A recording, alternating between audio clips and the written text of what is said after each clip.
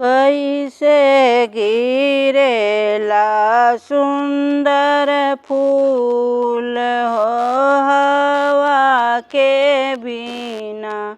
कैसे गिरेला सुंदर फूल हो हवा के बिना।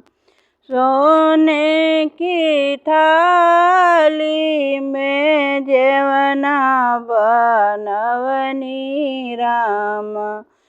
कैसे जेवेला मेरो प्राण है पति के बिना। कैसे जेवेला मेरो प्राण है पति के बिना। कैसे गिरेला सुंदर फूल हो हवा के बिना। झेझरे घेड़ुआ गंगा जल पानी रामा। कैसे कपिए मेरो प्राण है पति के बिना। कैसे गिरेला सुंदर फूल है हवा के बिना। लवंग इलायची कबीरवा जोड़वनी रामा।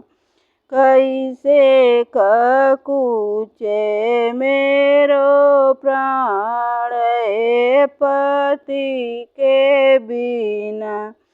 कैसे गिरेला सुंदर फूल है हवा के बिना। फूल जारी कसे जल गवनी रामा।